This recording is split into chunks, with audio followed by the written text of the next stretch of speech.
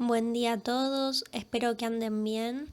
Y hoy vamos a comenzar con el trabajo práctico número 3, en la primera parte, que es tejido conectivo no especializado y tejido conectivo especializado adiposo. Todos los tejidos están conformados por células y matriz extracelular. Esta matriz extracelular tiene una parte orgánica y una parte inorgánica. La parte inorgánica está conformada por agua e iones que forman parte de la sustancia amorfa o fundamental. Y en cuanto a la parte orgánica, también tiene una parte que está conformada de sustancia amorfa, que son los proteoglicanos y glucosaminoglicanos, y las glucoproteínas multiadhesivas. En cuanto a la parte de proteínas fibrilares de la matriz extracelular orgánica, tenemos a las fibras colágenas, las fibras reticulares y las fibras elásticas. Por otro lado, si hablamos de las células que conforman los tejidos, tenemos a las células fijas que producen las proteínas de la matriz extracelular, que son los fibroblastos, los fibrocitos, las células reticulares, las células mesenquimáticas, los pericitos y los adipocitos. Además, hay otro tipo de células, que son las células móviles, que no se quedan solo en un tejido, sino que circulan por sangre. Y son los leucocitos o glóbulos blancos, los plasmocitos, los mastocitos y los macrófagos. Así, con todos sus componentes, el tejido conjuntivo forma un compartimento vasto y continuo por todo el organismo, delimitado por las láminas basales de los diversos epitelios de los órganos y por las láminas basales o externas de las células musculares y las células de sostén de los nervios.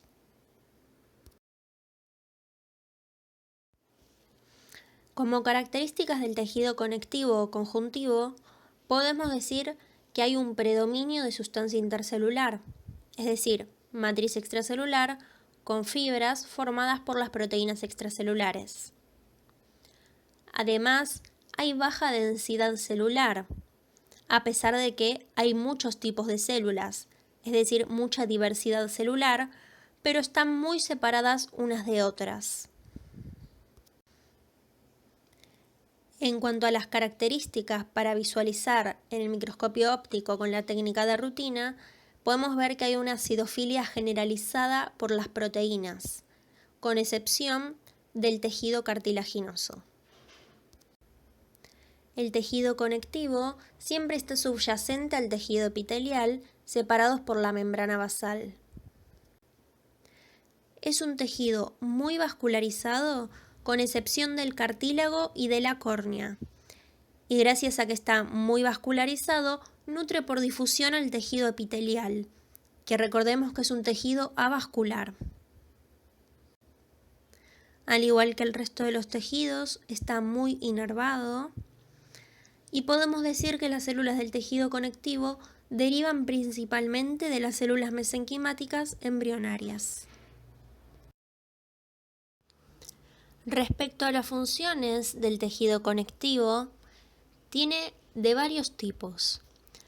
Primero, hablemos de las funciones mecánicas.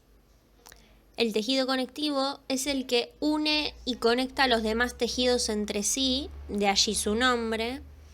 Lo sostiene a través de mallas o redes formadas por sus fibras y células, constituyendo el estroma de los órganos. Los fija o inserta al esqueleto y además envuelve órganos formando cápsulas y tabiques. También tiene funciones nutricias. Estas tratan de que todas las sustancias o los nutrientes que son absorbidas por los epitelios tienen que sí o sí pasar por el tejido conectivo, ya que los comunica a los distintos tejidos y órganos. Por esto se considera este tejido como un medio interno del organismo. Además, a través del tejido conectivo circulan los desechos que, por el líquido tisular se dirigen hacia los vasos.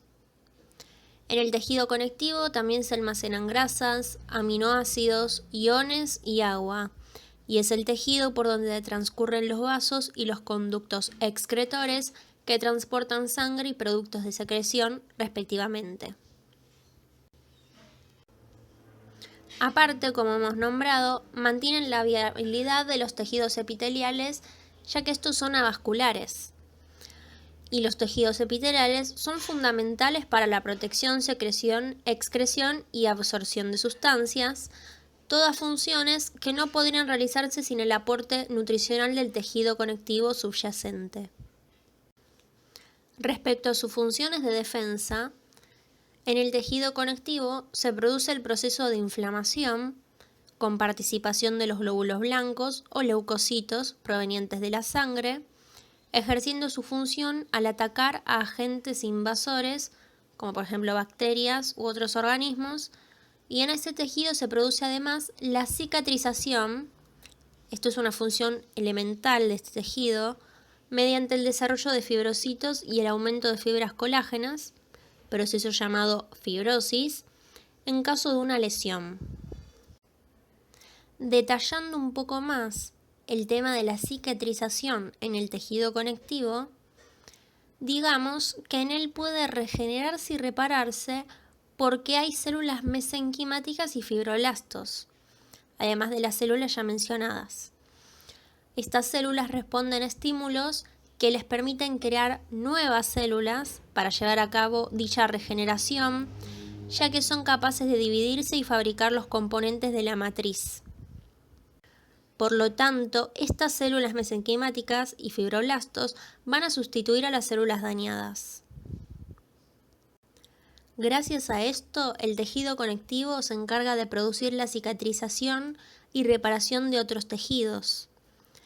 Por ejemplo, cuando un tejido se lesiona y no es capaz de reparar sus propias lesiones, a él se desplazan las células mesenquimáticas y fibroblastos para intervenir en dicha reparación.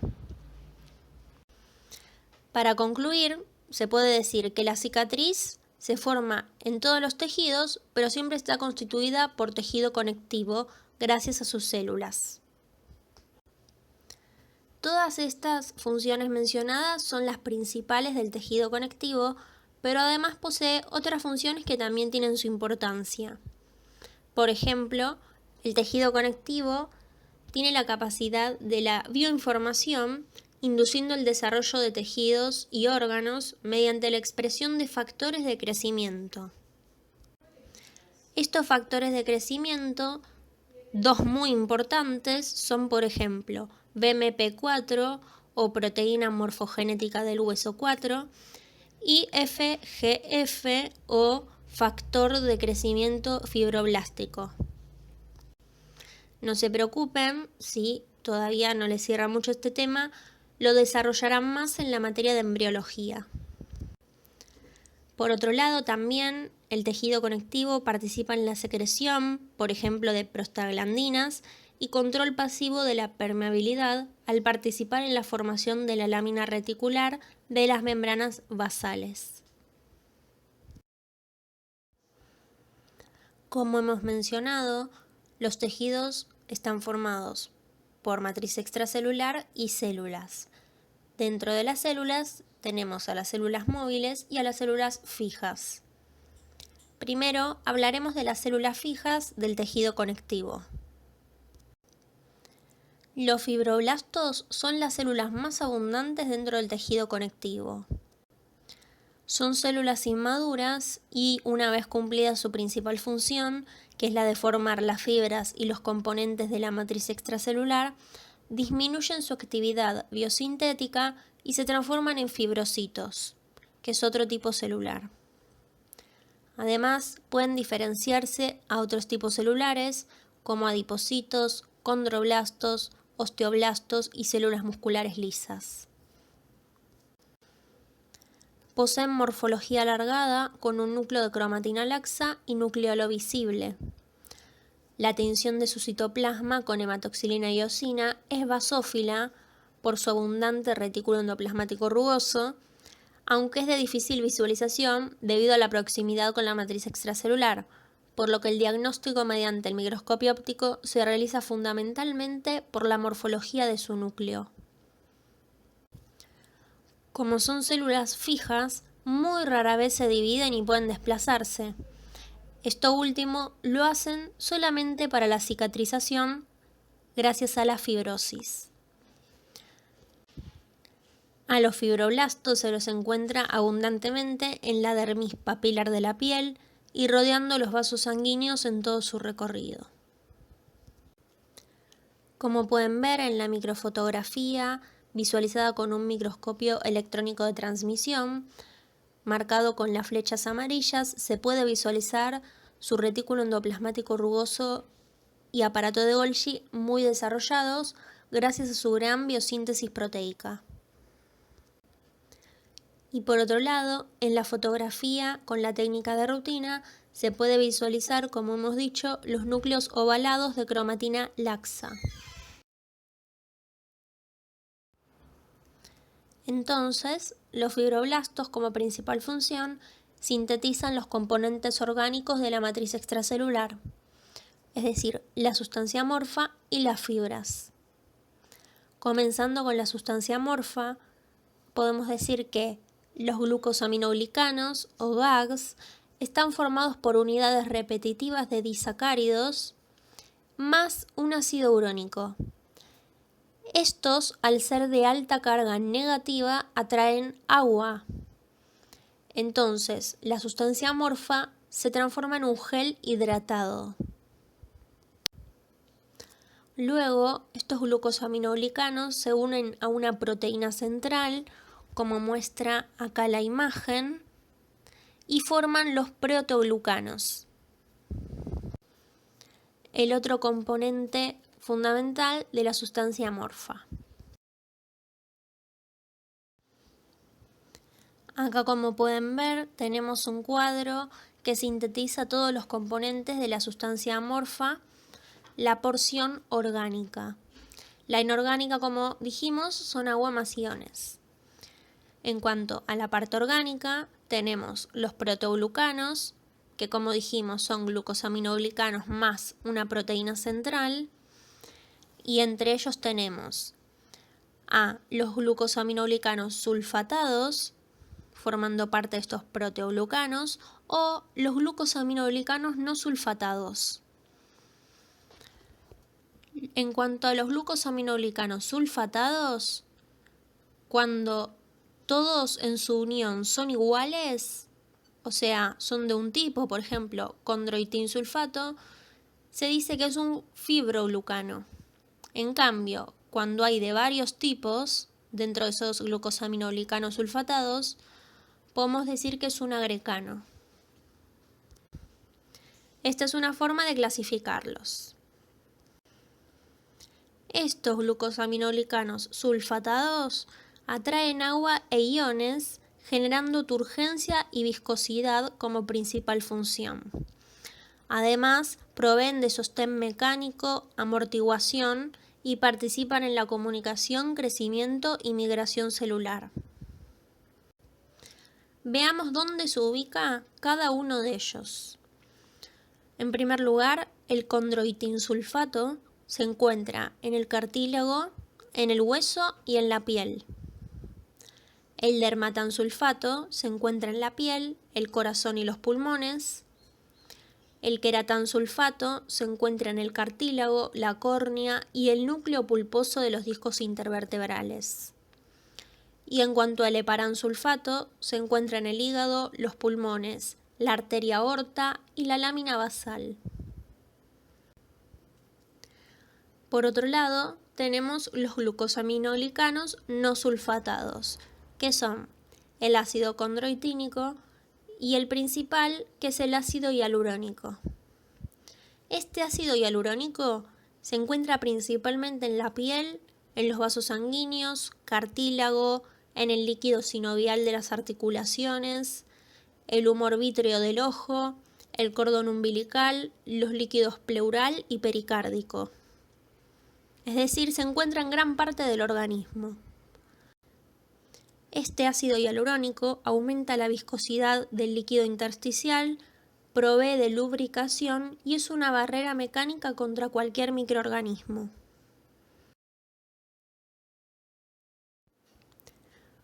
Como ya hemos desarrollado, dentro de la sustancia amorfa tenemos los glucosaminoglicanos, tanto sulfatados como no sulfatados, y los proteoglucanos. Pero además tenemos las glucoproteínas multiadhesivas, que son las que van a unir los elementos de la matriz extracelular. Las principales glucoproteínas multiadhesivas son la fibronectina, la laminina, la entactina, la tenascina y la osteopontina.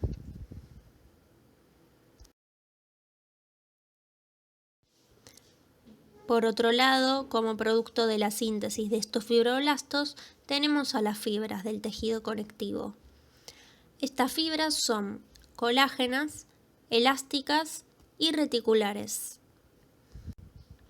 Y su biosíntesis ocurre gracias a fenómenos intracelulares, es decir, dentro de estos fibroblastos, y fenómenos extracelulares.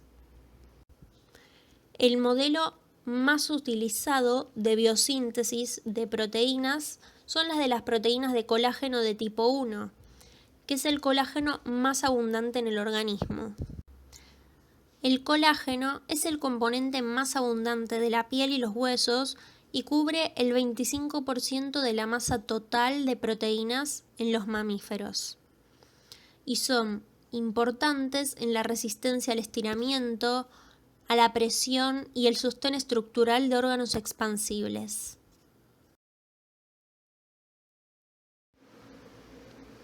La biosíntesis del colágeno de tipo 1 es un proceso muy importante que abarca tanto fenómenos intracelulares como extracelulares. Respecto a los fenómenos intracelulares, dentro del fibroblasto, cada molécula de colágeno se conforma por 3 cadenas polipeptídicas, es decir, con muchos péptidos de tipo alfa, que conforman una triple hélice y están formadas por aminoácidos, que son principalmente 4: glicina, perolina, hidroxicilina e hidroxiprolina. La combinación de estos aminoácidos va a determinar el tipo de colágeno que se va a formar. Si una molécula de colágeno está formada por 3 cadenas alfa iguales, se dice que es homotrimétrica.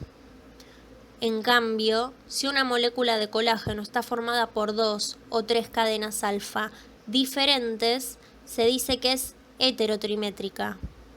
Y este es el caso del colágeno de tipo 1, ya que posee 2 cadenas alfa iguales y una diferente.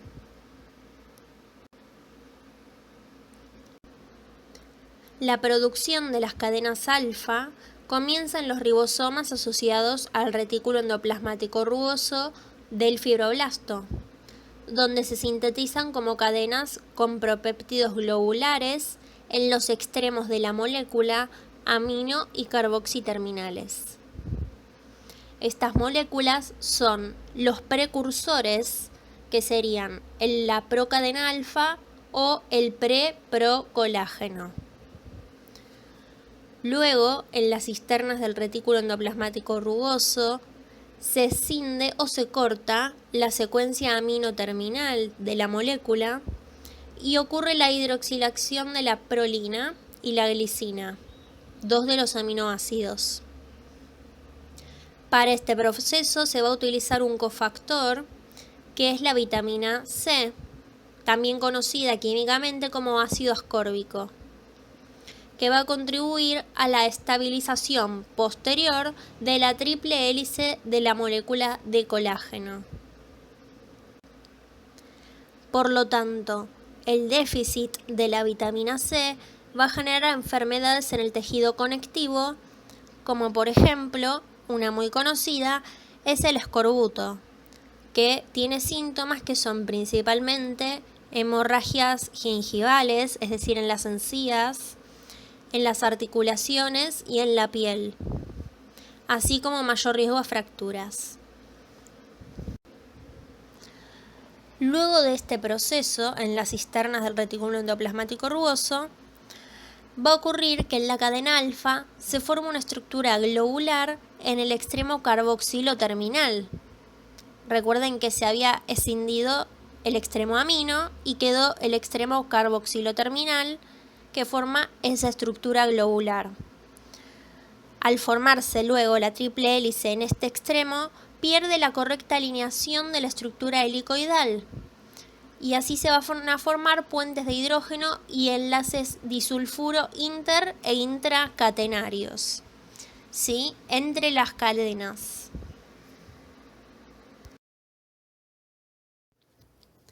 Luego, dentro de estos fenómenos intracelulares, y por último, la triple hélice se une a una proteína tutora que se llama HST47, que va a impedir la aglomeración del procolágeno, el segundo precursor de la molécula de colágeno y el anterior a ella.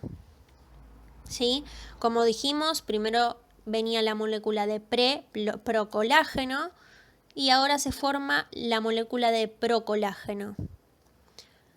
Luego, las moléculas de procolágeno plegadas pasan al aparato de Golgi y se asocian por sus extremos carboxilo no enrollados. Estos conjuntos de procolágeno salen en vesículas del fibroblasto por exocitosis. Y allí empiezan a ocurrir los fenómenos extracelulares. Por fuera de la célula fibroblasto, la procolágeno peptidasa, que es una enzima, escinde o corta los extremos no enrollados de la molécula de procolágeno. Así se forma la molécula de colágeno, que se unen entre sí y ensamblan en forma longitudinal y lateralmente, como muestra la imagen esquemática inferior, en un patrón de banda transversal que es visible al microscopio electrónico de transmisión, como se puede ver en la imagen a la derecha. Además, hay uniones covalentes entre grupos aldehído de glicinas e hidroxiglicinas, que eran los aminoácidos que conformaban las moléculas, conformando la fibrilla de colágeno, que luego va a conformar fibras y haces en su conjunto. En la imagen esquemática, en el dibujo, acá podemos ver un resumen de la secuencia para la formación de la fibrilla de colágeno, que luego forma fibras y haces más gruesos.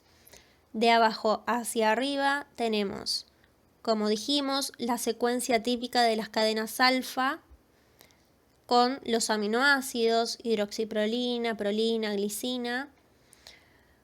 Luego, hacia superior, tenemos la hélice triple, con las dos cadenas alfa iguales y una diferente, marcada en diferente color. Luego, hacia superior, ya tenemos la molécula de colágeno conformada, que luego se hace un autoensamblaje y finalmente, extracelularmente, se forma la fibrilla de colágeno. En la imagen del centro, naranja, podemos visualizar además a través del microscopio de fuerza atómica estas fibrillas del colágeno de tipo 1 en el patrón de bandas en su superficie. ¿Sí? Se pueden visualizar las bandas en forma casi tridimensional, al igual que se pueden visualizar, pero en forma bidimensional, en el microscopio electrónico de transmisión.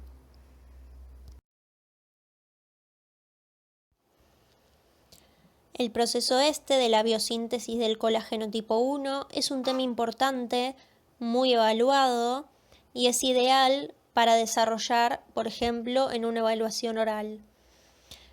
Es un tema complicado también y es largo. Yo les puse los puntos más importantes. Cualquier cosa me pueden preguntar. Dejando un poco el lado molecular y pasando más a la parte histológica, acá podemos ver cómo las fibras colágenas se observan acidófilas con la técnica de hematoxilina y eosina. También son observables con los tricrómicos, tanto de Mallory como de Mason, donde se observan azuladas o verde azuladas. Además, con la tinción del tricrómico de Van Gieson, las fibras colágeno se observan rojas anaranjadas y con la tinción de Alcian Blue se observan celestes. Todas estas son técnicas ya más especiales y específicas con las que se pueden observar las fibras colágenas, además de la técnica de rutina con hematoxilina y eosina. Además del colágeno de tipo 1, hay otros tipos principales de colágeno que se encuentran en los tejidos conectivos, tanto no especializados como especializados. Como mencionamos, el colágeno de tipo 1 se encuentra en la dermis de la piel, en el cartílago fibroso, en los huesos y tendones y en la dentina dental.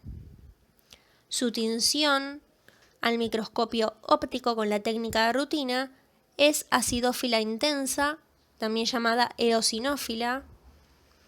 Su ultraestructura se presentan como fibras de diámetro variable con un porcentaje de periodicidad, es decir, tienen cierta continuidad entre ellas. Prácticamente no tienen interacción con glucosaminoglicanos y, como hemos mencionado, son sintetizados principalmente por los fibroblastos, cuando se encuentra en el hueso por los osteoblastos y en el cartílago fibroso por los condroblastos. La principal función del colágeno de tipo 1 es la resistencia al estiramiento. También está el colágeno de tipo 2, que se encuentra en el cartílago hialino y elástico. El cartílago hialino es el más abundante en el cuerpo y es el que se encuentra principalmente en todas las articulaciones. En cambio, el cartílago elástico se reduce solo a algunas zonas específicas del cuerpo. Su tinción, con la técnica de rutina, es acidófila pálida y ultraestructuralmente sus fibras son muy finas y casi que no tienen periodicidad. Tienen en cambio interacción con glucosaminoglicanos y como se encuentra en el cartílago es sintetizado por los condroblastos. Su principal función es la de resistencia a las presiones. También tenemos el colágeno de tipo 3, que se encuentra en el músculo liso de los órganos, en el endoneuro, en las arterias, en el útero, el hígado, el vaso, el riñón y los pulmones. Su tinción es negra, también llamada arginofilia. Su ultraestructura se presentan como fibras ramificadas, con periodicidad entre ellas. Interactúan con glucosaminoglicanos, pero en menor medida que el colágeno de tipo 2. Y es sintetizado por las células de los respectivos órganos en los que se encuentra, siendo estas la célula muscular lisa en el músculo liso, los fibroblastos, como ya mencionamos, las células reticulares en órganos como el vaso, luego la célula de Schwann en el sistema nervioso y los hepatocitos en el hígado. Como se encuentra en órganos expandibles, su principal función es hacerles de sostén estructural. Por último, está el colágeno de tipo 4, que es el que se encuentra en las membranas basales. Su tinción también es arginofilia, pero marrón, y ultraestructuralmente forma mallas, que no tienen periodicidad entre las fibras. Es sintetizado por las células de los epitelios y las células endoteliales de los vasos.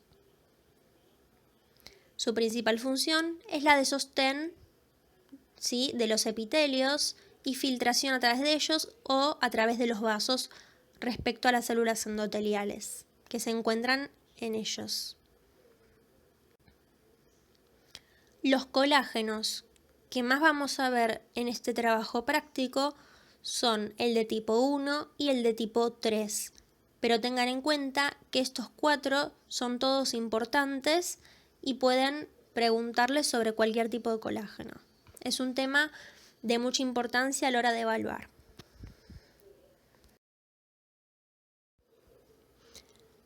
Ahora hablemos de las fibras elásticas, sintetizadas también por los fibroblastos. Estas fibras son más finas que las fibras de colágeno y no tienen estriaciones que sí se veían en las fibras de colágeno al microscopio electrónico de transmisión. Tienen la capacidad de estirarse hasta el 150% de su longitud y luego recuperar su longitud original. Son fibras que abundan en órganos expansibles como los pulmones y en las arterias de conducción o arterias elásticas como la aorta.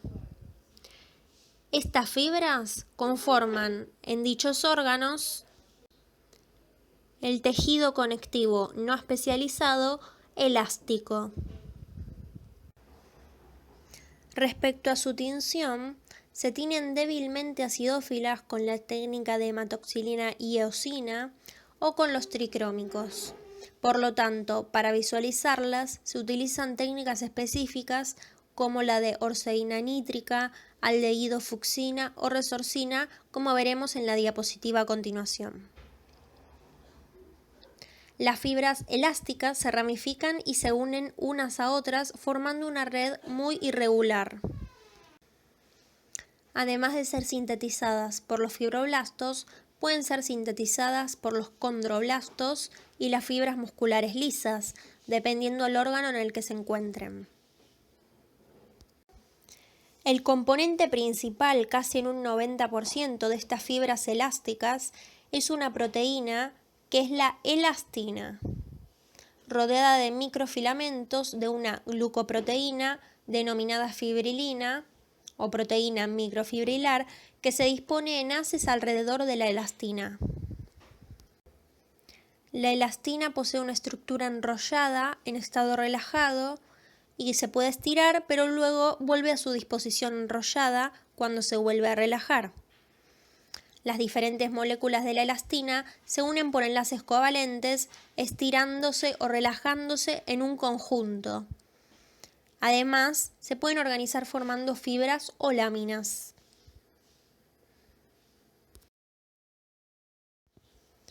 Como ya mencionamos, las fibras elásticas son delgadas y se evidencian con técnicas especiales, que son, por ejemplo, la técnica de Weihert, en la que se visualizan púrpuras, como muestra la microfotografía electrónica.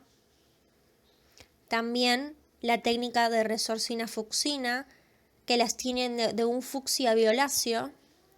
Ese es un preparado de pulmón entre los alvéolos pulmonares, por ejemplo. Y otra técnica para evidenciarlas es la técnica de orseína, que las identifica con un color amarronado.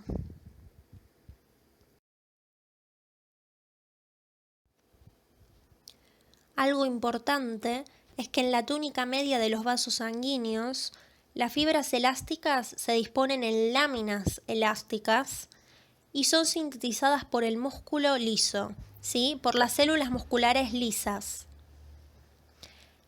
Estas láminas elásticas, a diferencia de las fibras elásticas, son gruesas y carecen de las miofibrillas de fibrilina, es decir, solo están conformadas por la elastina. Pueden verse tanto con la técnica de hematoxilina y eosina, aunque de forma muy pálida, y con técnicas especiales para las láminas elásticas, como son la resorcina-fucsina que las tiñe de un fucsia violáceo muy fuerte. En este preparado, por ejemplo, de una arteria elástica, como puede ser la arteria aorta. Y con la técnica de Orseína, que como mencionamos, las tiñe de un color marrón.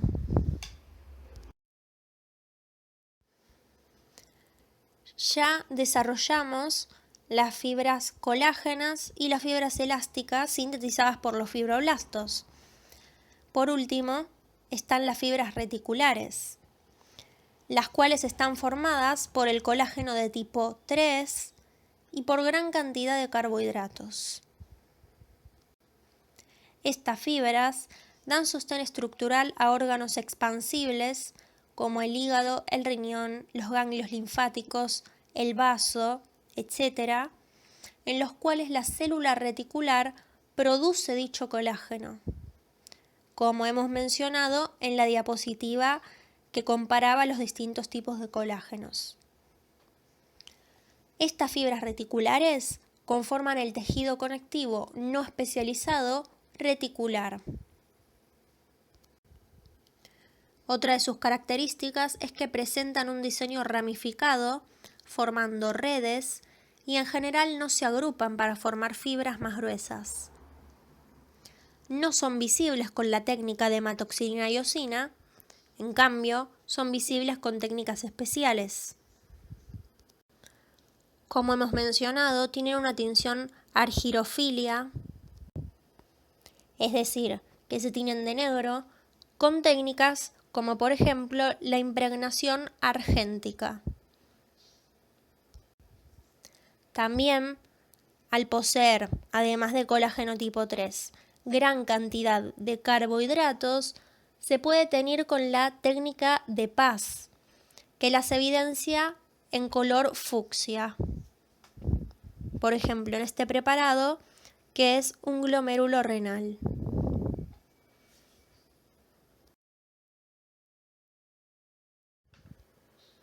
Acá tenemos un pequeño cuadro comparativo con imágenes tanto de las fibras colágenas como las elásticas y las reticulares, en la que se puede evidenciar que las fibras colágenas son las más gruesas y tienen una intensa acidofilia.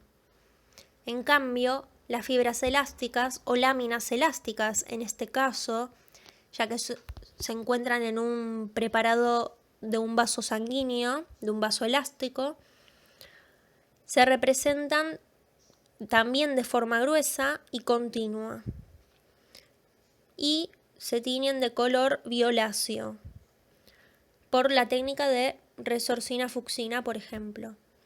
En cambio, las fibras reticulares forman redes y se tiñen con una tinción negra con técnicas de impregnación argéntica. La diferencia entre ellas principalmente, de acuerdo a su función, es que, como mencionamos, las fibras colágenas, conformadas por colágeno de tipo 1, tienen resistencia al estiramiento.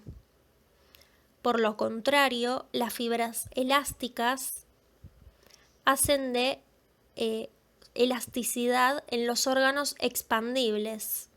Les permite elastizarse o estirarse, ampliar su luz y luego poder volver a su lugar, poder volver a la morfología relajada.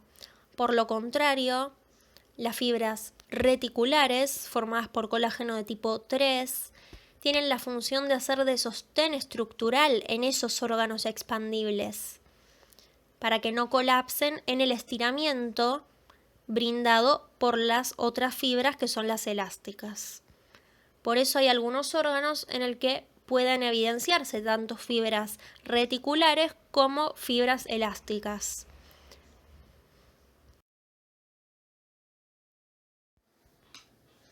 Ya desarrollamos a los fibroblastos y a todos los componentes orgánicos de la matriz extracelular que sintetizan tanto la sustancia amorfa como los distintos tipos de fibras.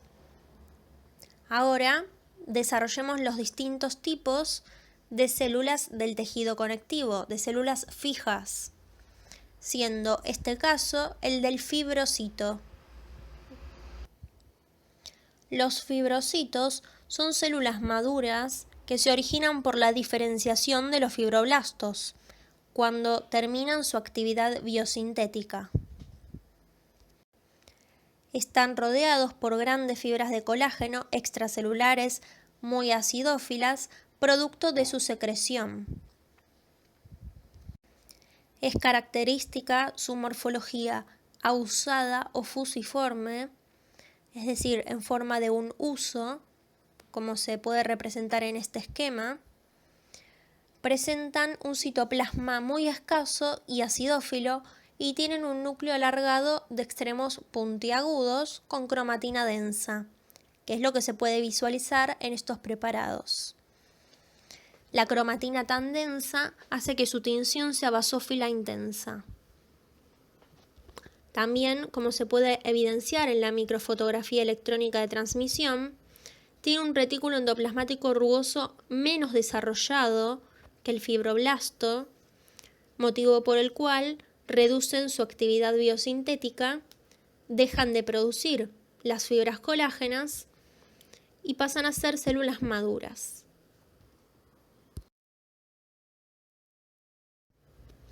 Otro tipo de célula fija del tejido conectivo son las células reticulares, que son células de aspecto estrellado por poseer prolongaciones citoplasmáticas.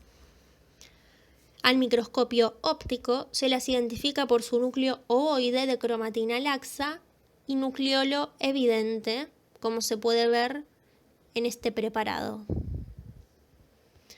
Estas células son las que sintetizan las fibras reticulares de colágeno de tipo 3, como ya mencionamos, que forman esas densas redes, también llamadas estroma o redes de sostén, en los órganos linfáticos, en la médula ósea y también en el hígado.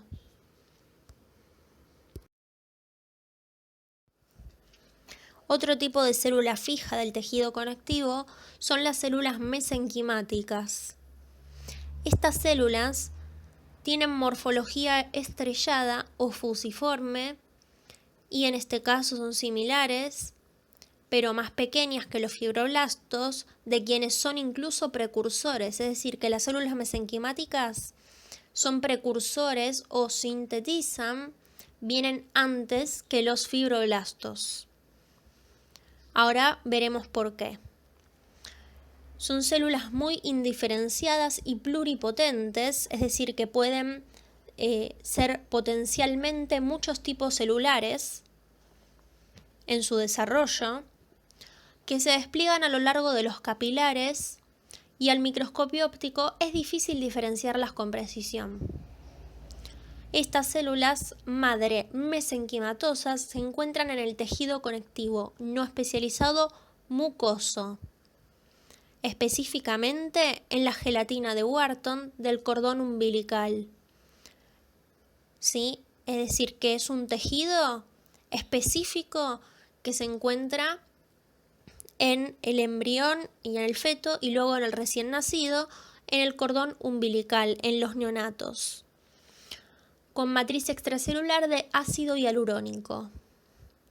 Y como dijimos que es pluripotente, tiene la capacidad de diferenciarse en las condiciones adecuadas en osteocitos, es decir, células de los huesos, condrocitos, células del cartílago, adipocitos o células del tejido adiposo y células semejantes a las nerviosas.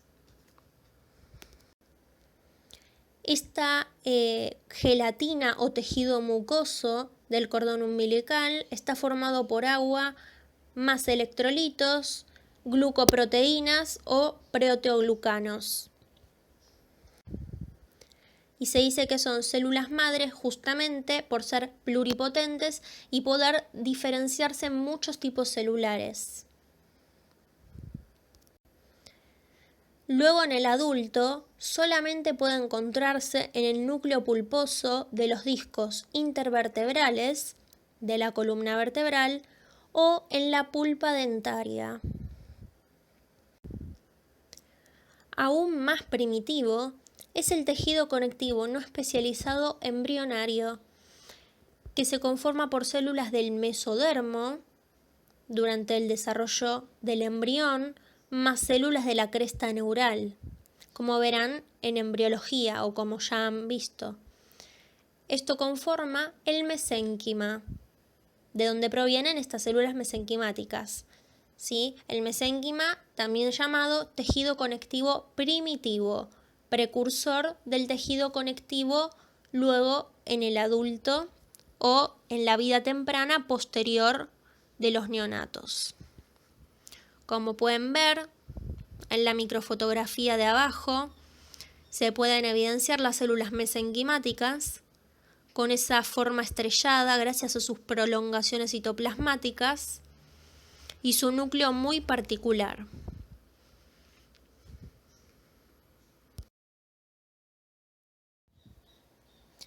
Otro tipo de célula fija del tejido conectivo son los adipocitos, que son células especializadas en la síntesis y almacenamiento de triglicéridos, lo que les da un aspecto lobuloso en forma de anillo de sello, como se puede apreciar en este esquema, en lo que la parte del sello del anillo sería el núcleo celular, todo el borde sería el citoplasma y central se encuentra una única gota lipídica representada por los triglicéridos. Este contenido graso de triglicéridos central va a desplazar el núcleo, que es de cromatina densa, hacia la periferia, adquiriendo la forma aplanada característica. Estas células se encuentran por todo el cuerpo, pero abundan en el tejido celular subcutáneo y forman el tejido adiposo, del cual existen dos tipos, que son el tejido adiposo blanco o grasa blanca y la grasa parda, que veremos más adelante cuando veamos tejido especializado adiposo.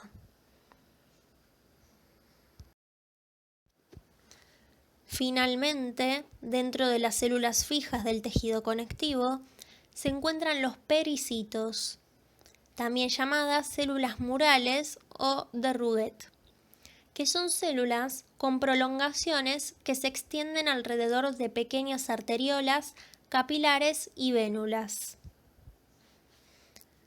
Como puede evidenciarse, posee un núcleo ovalado de cromatina laxa y en el citoplasma posee depósitos de glucógeno y pequeñas gotitas lipídicas, que se pueden evidenciar en la microfotografía electrónica, acá alrededor de los capilares.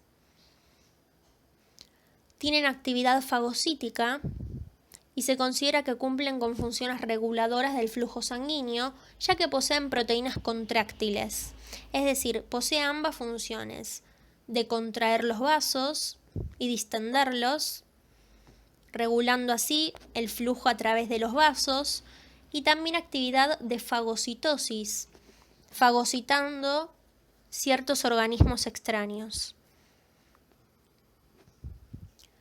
En caso de una lesión vascular, además intervienen en la reparación, ya que son capaces de diferenciarse tanto en células endoteliales como en células musculares lisas.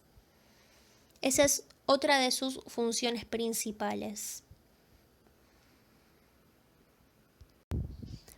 Como pueden ver, en este dibujo de un vaso, se puede ver que están conformados por células endoteliales y los pericitos se encuentran por encima de las células endoteliales apoyados sobre la lámina basal. En el centro del vaso se puede apreciar un eritrocito.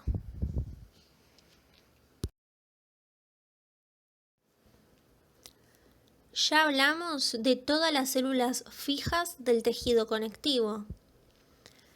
Ahora hablemos de las células móviles o migratorias, es decir, que migran desde el tejido conectivo desde y hacia otros tejidos.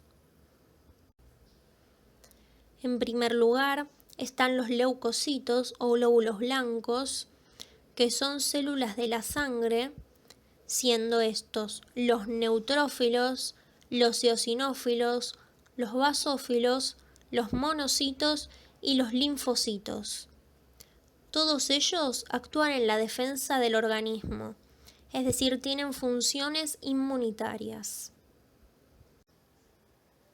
Por ejemplo, los neutrófilos tienen función de actuar ante infecciones, principalmente bacterianas. Los monocitos son macrófagos que se extravasan a este tejido conectivo y cumplen la función fagocítica de agentes extraños. Los eosinófilos participan en infecciones parasitarias y también en reacciones alérgicas. Los basófilos participan también en reacciones alérgicas. Y por otro lado, los linfocitos participan principalmente en infecciones virales y de otros tipos, en la inmunidad que se llama específica.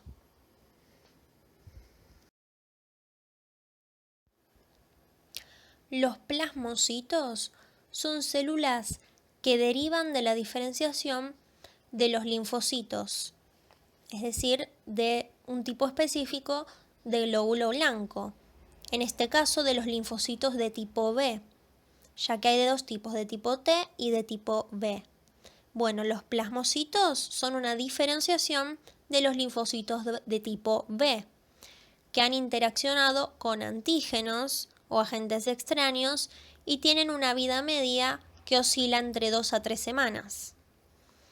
Los plasmocitos son abundantes en los órganos linfáticos, que actúan justamente de forma inmunitaria, y en este tejido conectivo en zonas de inflamación crónica o próximos a sitios de entrada de sustancias extrañas o microorganismos. Estructuralmente, como se puede evidenciar en estas microfotografías, esta primera es una microfotografía de un frotis sanguíneo, ¿sí?, de un preparado de sangre. Se evidencia que son células ovoides con núcleo redondo, excéntrico, es decir, hacia un extremo, con una disposición particular de la cromatina denominada en rueda de carro, ya que tiene esa morfología típica, y un nucleolo evidente, gracias a la cromatina laxa. También posee un halo claro perinuclear, es decir, alrededor del núcleo posee una zona más pálida, que es hematoxilina y eosina negativa, a veces, que corresponde al aparato de Golgi, que está muy desarrollado. Su citoplasma es fuertemente basófilo por la gran cantidad de retículo endoplasmático rugoso, dado que esta célula se encarga de la síntesis y secreción de anticuerpos. Como dijimos, actúa en la respuesta inmune humoral del organismo. Actúa gracias a la diferenciación de los linfocitos B. Y bueno, para actuar ante los antígenos o agentes extraños, va a generar anticuerpos que son inmunoglobulinas, que son un tipo de proteína, que van a atacar a esos antígenos.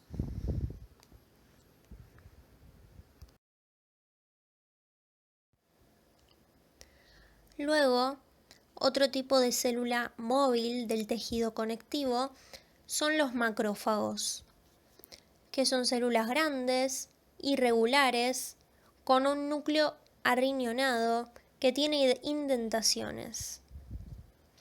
Presenta también cromatina con grumos heterocromáticos. Son difíciles de identificar al microscopio óptico, salvo que exhiban el material incorporado dentro de su citoplasma por su función de fagocitosis. Como por ejemplo, esto se puede evidenciar mediante la inyección de tinta china con la llavista técnica vital que permite evidenciarlos. Como pueden ver en esta microfotografía electrónica, Su ultraestructura se caracteriza por tener prolongaciones citoplasmáticas en forma de dedos que le permite acercarse a la gente que deben fagocitar, y poseen además abundantes lisosomas y desarrollo del retículo endoplasmático rugoso y del aparato de Golgi. Además, en esta microfotografía electrónica se puede evidenciar depósitos de carbón que fueron fagocitados por este macrófago. Esto puede deberse, por ejemplo, a los macrófagos que se encuentran en los pulmones. Uno aspira una sustancia extraña, como por ejemplo en este caso, depósitos de carbón, y son fagocitados por los macrófagos. Entonces, esta función fagocítica consiste en la eliminación de cuerpos extraños y material necrótico, y una función de protección frente a agentes biológicos invasivos. Estas células, por este motivo, pertenecen al sistema fagocítico mononuclear, constituido por células que se originan en la médula ósea, como los monocitos, que son un tipo de glóbulo blanco, como hemos visto, que luego circulan en la sangre en conjunto y se extravasan como respuesta a una señal del tejido conectivo. Una señal que dice que hay un agente invasivo. Entonces maduran y se diferencian a macrófagos con una vida media de aproximadamente 2 meses. Finalmente, dentro de las células móviles o migratorias del tejido conectivo, encontramos a los mastocitos, que son células grandes, redondas, con un núcleo de cromatina densa, esférico y central. Su citoplasma contiene gran cantidad de gránulos basófilos que poseen principalmente heparina, que es un anticoagulante sanguíneo, e histamina, que induce a la vasodilatación y que además aumenta la permeabilidad de sustancias entre los capilares. Por poseer la heparina, estos gránulos también tienen la propiedad de ser metacromáticos,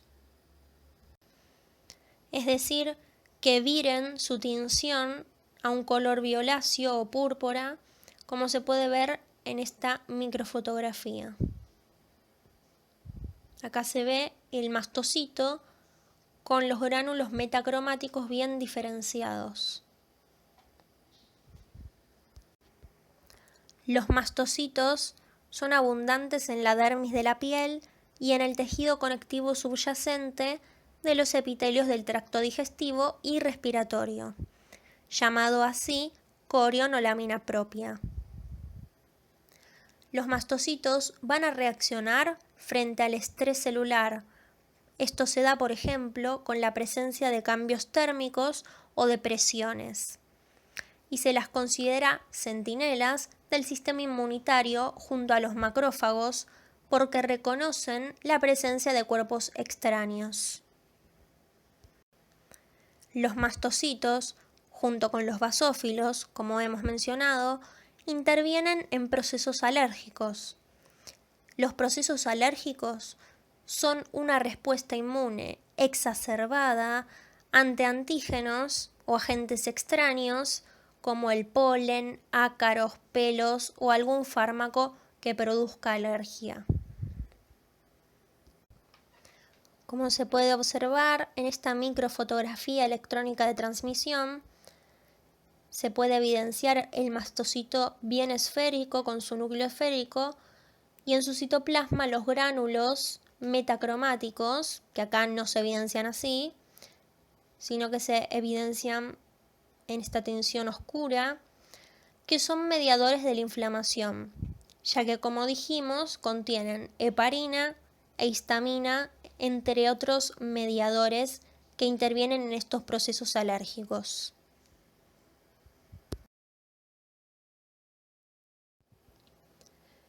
Hasta ahora desarrollamos todos los componentes del tejido conectivo, ya sea en la matriz extracelular la sustancia amorfa y las fibras, como en la parte celular tanto las células fijas del tejido conectivo como las células móviles.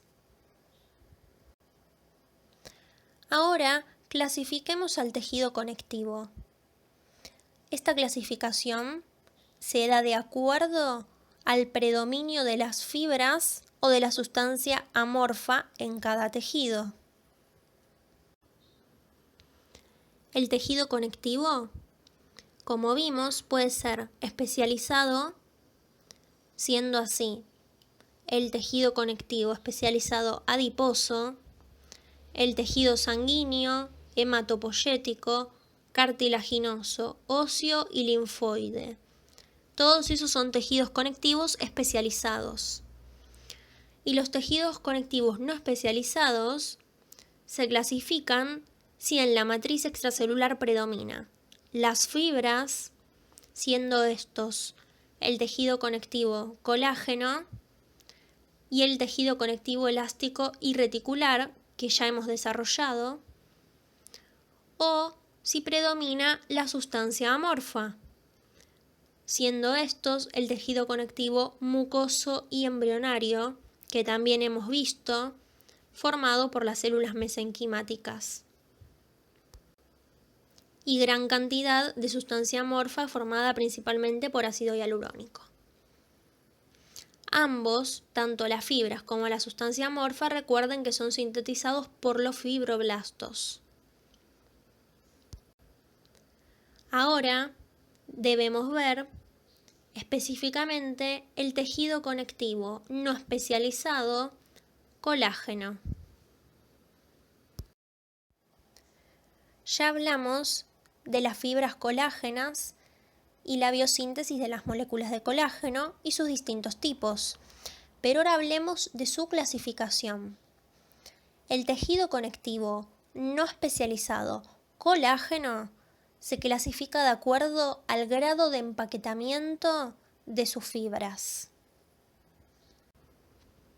El tejido conectivo no especializado colágeno puede ser laxo si las fibras están muy poco empaquetadas, es decir, bastante separadas entre sí, o puede ser denso si las fibras están altamente empaquetadas. A su vez, el tejido conectivo colágeno denso puede ser no modelado si las fibras no siguen un orden, están en mucha cantidad, muy empaquetadas, pero están desordenadas en el tejido, o puede ser modelado si siguen un patrón. A su vez, el tejido conectivo no especializado colágeno denso modelado puede ser tendinoso, membranoso o laminar, dependiendo el órgano en el que se encuentre.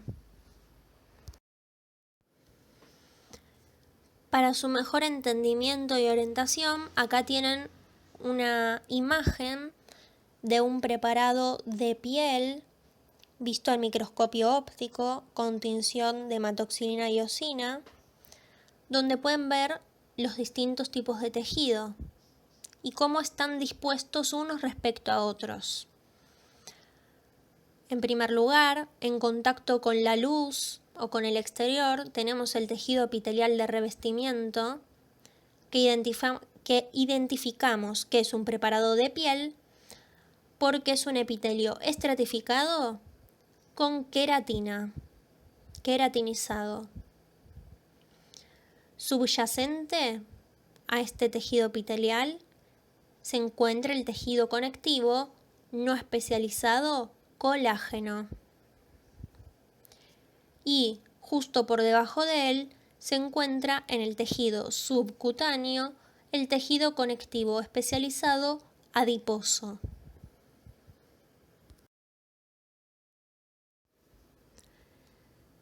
En primer lugar, identifiquemos al tejido conectivo no especializado colágeno laxo. En este tejido, los haces de colágeno son delgados y poco empaquetados. Es por eso que se denomina laxo. Gracias a esto posee una acidofilia pálida y homogénea, con mucha densidad celular, más que otros tejidos colágenos, con predominio de fibroblastos. Es un sitio de reacciones inmunitarias e inflamatorias, por ende también posee células migratorias, como las que ya hemos visto. Puede poseer macrófagos, mastocitos, etc. También leucocitos. Y se encuentra en la capa papilar de la dermis de la piel, es decir, justo subyacente al tejido epitelial de revestimiento, también en mucosas y alrededor de vasos, nervios y fibras musculares. Acá tenemos un preparado de piel donde, si hacemos aumento, se pueden evidenciar los núcleos típicos de los fibroblastos, con cromatina laxa, núcleo vidente y esa forma ovalada, justo por debajo o subyacente al epitelio de revestimiento estratificado. Y también se puede ver esa acidofilia pálida en comparación al tejido conectivo subyacente y homogéneo.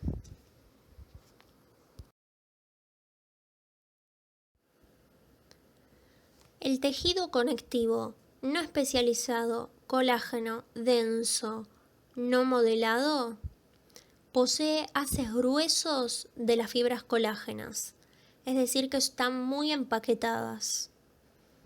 Las fibras están orientadas en distintas direcciones. Esto hace que resistan las fuerzas mecánicas y es por eso que se le denomina no modelado. Tiene muy poca densidad celular, menos que el tejido colágeno laxo, y dentro de esa poca densidad celular hay un predominio de fibrocitos. Esto, ojo, es dependiendo de dónde lo lean. Dicen que este tejido tiene un predominio de fibrocitos si cursan en Histología Cátedra 1 de la Facultad de Medicina. Pero si leen la bibliografía oficial, que es el libro Ross, dice que en este tejido predominan los fibroblastos. Así que tengan eso en cuenta en caso de que se los pregunten. Este tejido, colágeno denso no modelado, se encuentra en la capa reticular de la dermis de la piel, subyacente al tejido conectivo no especializado colágeno laxo, y también se encuentra en la submucosa de órganos huecos, como por ejemplo en el tracto digestivo. Como pueden evidenciar en esta microfotografía óptica, se puede ver una acidofilia intensa de las fibras gruesas muy empaquetadas, que no siguen un orden, es decir, que no están modeladas, y casi que no se identifican las células. Hay muy poca densidad celular. Ya desarrollamos el tejido conectivo no especializado colágeno laxo y denso no modelado. Ahora veamos el tejido conectivo no especializado colágeno denso modelado tendinoso. Recuerden que había de 3 tipos. Comencemos con el tendinoso. Este tejido se caracteriza por sus haces paralelos de fibras colágenas de tipo 1 muy empaquetadas. Fíjense que al ser un tejido colágeno denso modelado, siguen un orden las fibras, en este caso de forma paralela. Dichas fibras conforman hileras de fibrocitos que en este caso, como ser un tendón, pasan a llamarse tendinocitos, formando en conjunto cordones de tejido conectivo que unen el músculo al hueso. ¿Sí? Esa es la función de un tendón, unir el músculo a un hueso.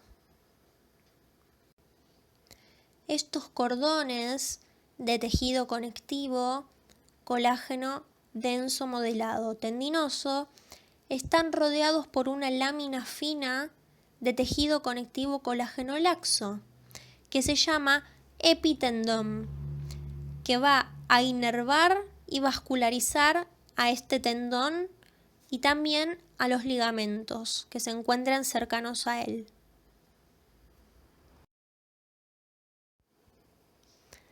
También tenemos el tejido conectivo no especializado, colágeno denso, modelado, laminar.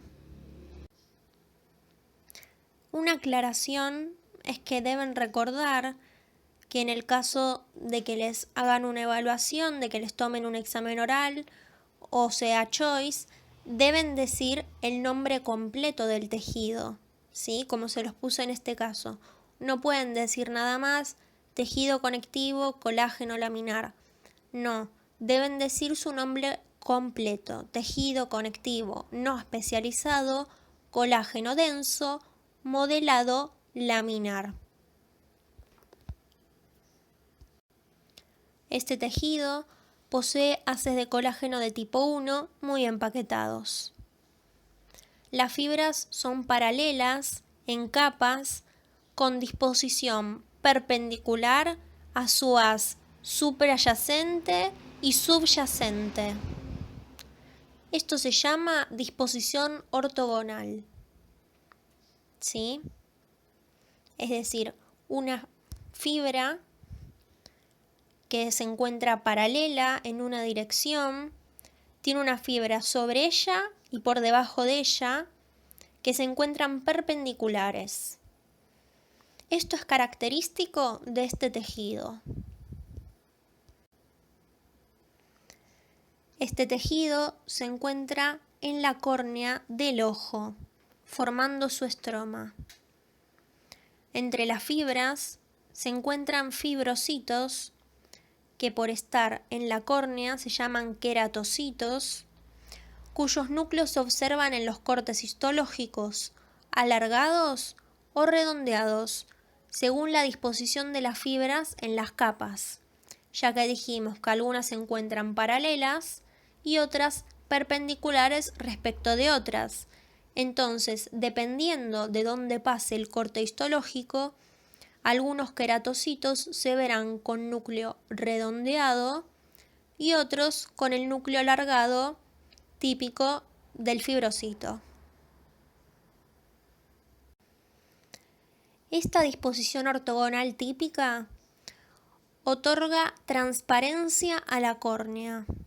Esto se le suma a que es un tejido conectivo avascular, es decir, es una excepción, porque recuerden que el tejido conectivo en general es un tejido muy vascularizado, que gracias a eso podía nutrir al tejido epitelial. Pero con este tejido ocurre una excepción. ¿Por qué? Porque la córnea permite la visión, el sentido de la visión. Entonces debe ser avascular. Por lo tanto, se va a nutrir por difusión de otros tejidos y por los líquidos que se encuentran dentro del ojo, que solo verán en unos trabajos prácticos.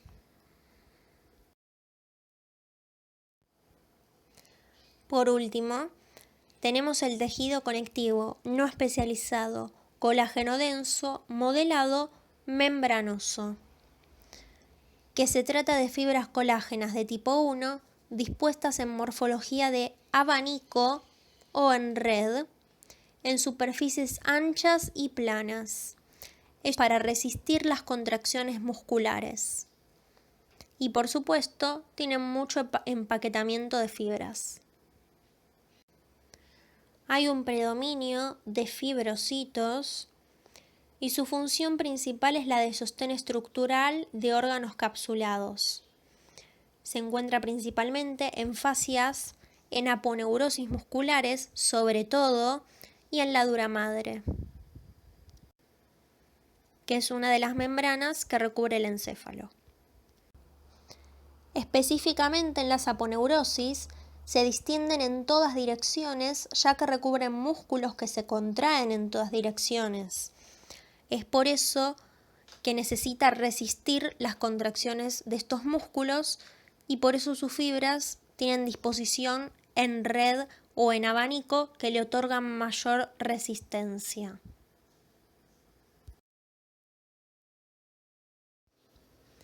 Hasta ahora desarrollamos todos los tipos de tejido conectivo no especializado. Ahora hablemos del tejido conectivo especializado adiposo.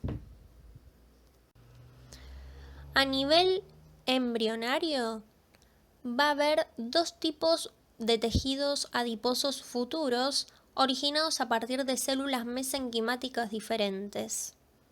Recordemos que las células mesenquimáticas se diferenciaban por ser pluripotentes en muchos tipos celulares que derivarán en diversos tejidos. Uno de ellos, en este caso, es el tejido adiposo. Entonces, hay células mesenquimáticas madres perivasculares que van a ser precursoras y dar origen al tejido adiposo amarillo, blanco o unilocular, que es el que veremos a continuación. Por otro lado, va a haber células también mesenquimáticas y madres que se llaman miogénicas esqueléticas, que van a dar origen al tejido adiposo marrón, pardo o multilocular. Y en el desarrollo y según las necesidades del organismo, el tejido adiposo puede transformarse en amarillo o pardo y viceversa. Esto se denomina transdiferenciación del tejido adiposo. Es decir, que siempre se adapta a las necesidades del organismo. El tejido conectivo especializado adiposo amarillo, unilocular o blanco es el que está constituido por los adipocitos en anillo de sello que ya hemos visto.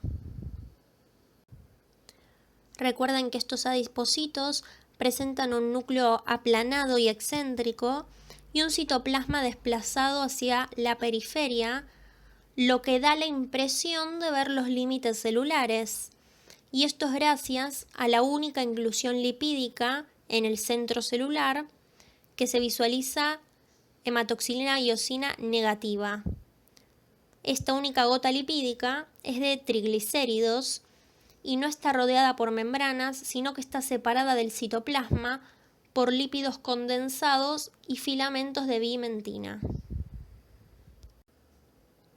Además, ese centro celular negativo es consecuencia del proceso de inclusión y lavado con solventes durante la técnica de rutina como alcohol y xilol, por lo que para visualizarlas es preciso fijar por congelación el tejido y utilizar técnicas como la técnica de Sudam o la de tetróxido de osmio, que es especializada para este tipo de tejidos.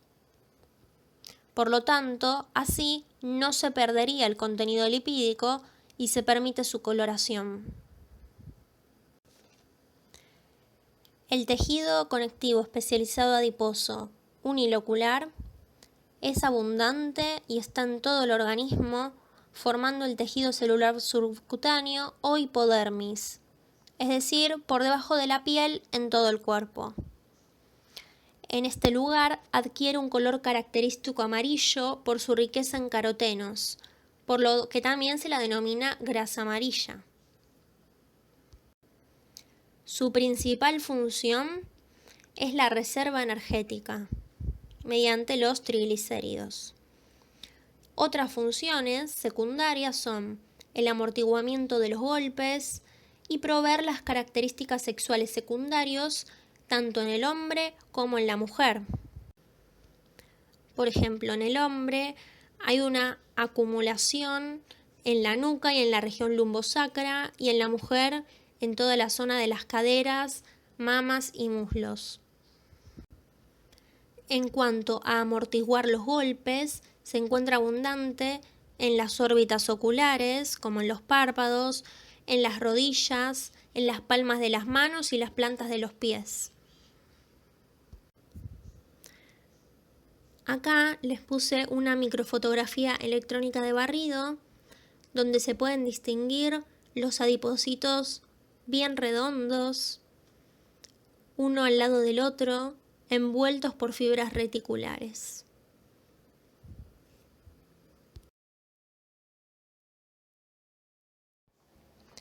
Además, el tejido adiposo blanco o amarillo cumple funciones endocrinas, es decir, de producción de hormonas, de factores de crecimiento y de citoquinas. Todas estas adquieren el nombre en conjunto de adipocinas. Es decir, las adipocinas son todos los productos endocrinos secretados por este tejido.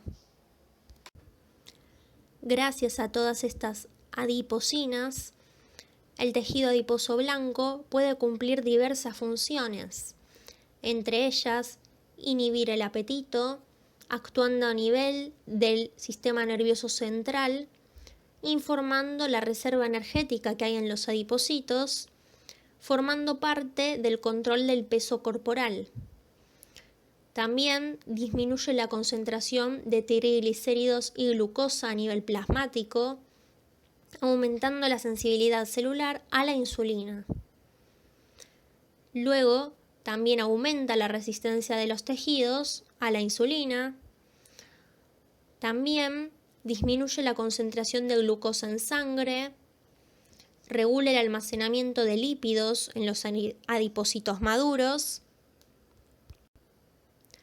No solo inhibe el apetito, sino que también lo regula. También hace un control de depósitos grasos a nivel del sistema nervioso central. Hace una regulación del tono vascular. Inhibe la osificación de los huesos y promueve la angiogénesis o producción de nuevos vasos.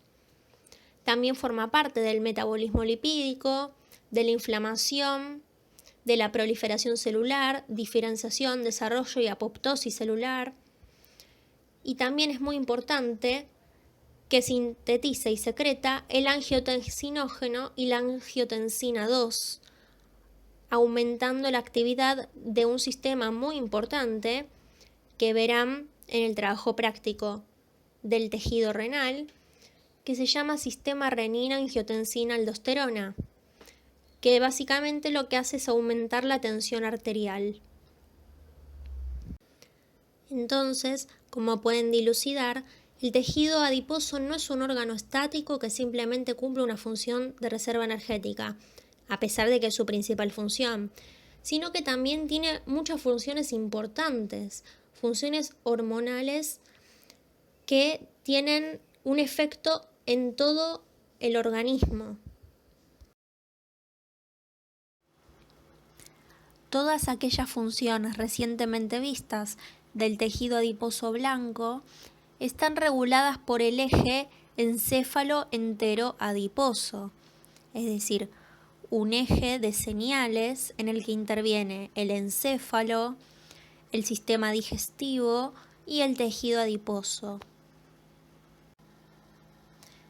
El tejido adiposo va a regular el apetito, el hambre, la saciedad y la homeostasis energética mediante señales nerviosas y endocrinas que va a enviar hacia y desde el aparato digestivo y el sistema nervioso central. La proporción del tejido adiposo va a influir en las señales que produce, tanto las nerviosas como las endocrinas. Y hay dos vías de control sobre esta cantidad de tejido adiposo que a su vez va a regular el peso corporal. Una vía de control a corto plazo está mediada por la grelina y el péptido I, que son enterohormonas, es decir, hormonas gastrointestinales producidas en el sistema digestivo. Y una vía de control sobre este peso corporal a largo plazo está mediada por la leptina, que es una hormona producida justamente en el tejido adiposo, y la insulina, producida en el páncreas. Entonces, sabiendo todo esto, una conclusión clínica que podemos desarrollar es que el tejido adiposo va a participar en el desarrollo de la obesidad, ya que en las personas con obesidad los adipocitos se tornan hipertróficos, lo que va a aumentar la secreción de leptina, es decir, al haber más tejido adiposo, ya que está hipertrófico, quiere decir que aumenta, entonces va a aumentar la secreción de la hormona leptina y el resto de los tejidos va a perder sensibilidad a ella, es decir, se van a resistir a la leptina. Por lo tanto, va a haber un desequilibrio en la regulación del apetito, el hambre, la saciedad y la homeostasis energética. También eso va a tener consecuencias que son la resistencia a la insulina, es una posibilidad en el caso de aumento de los ácidos grasos, y va a traer lipotoxicidad, es decir, va a haber mucho más tejido adiposo en ciertos órganos como el hígado, el riñón, el páncreas y el corazón. Y todos estos factores van a generar un aumento de la actividad y el tamaño en los macrófagos, ya que se va a generar un estado inflamatorio crónico a nivel orgánico. Entonces, para concluir, el tejido adiposo es un tipo de tejido conectivo especializado que no solo almacena energía, sino que también va a intervenir en procesos complejos, tanto metabólicos como hormonales.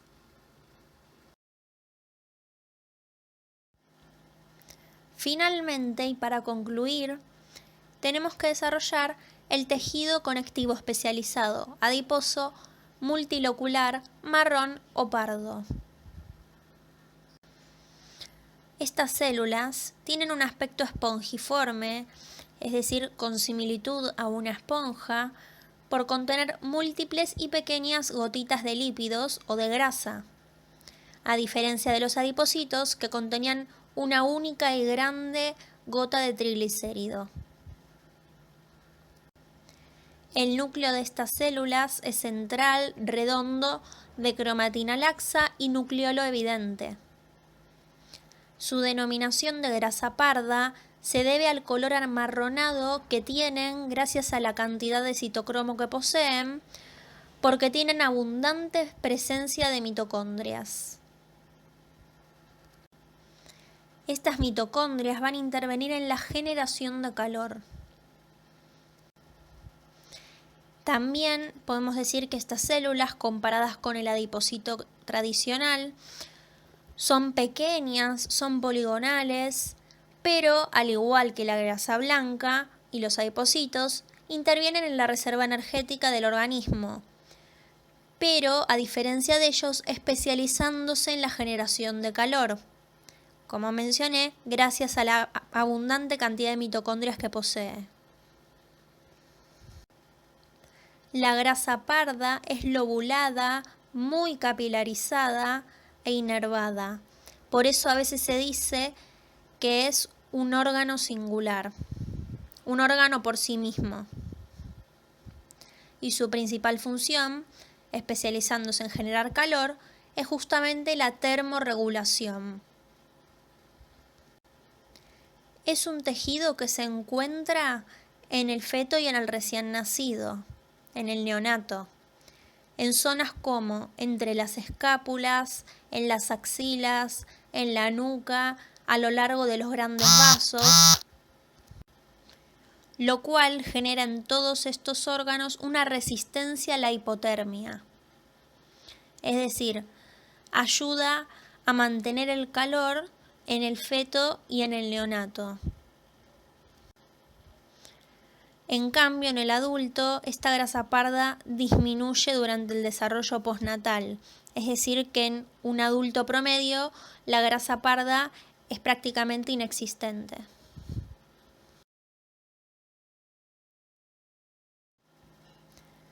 Como siempre, les dejo en la última diapositiva la bibliografía que utilicé y links de consulta. Muchas gracias, espero que se haya entendido y nos vemos en la segunda parte de este trabajo práctico, que es sangre, médula ósea y hematopoiesis.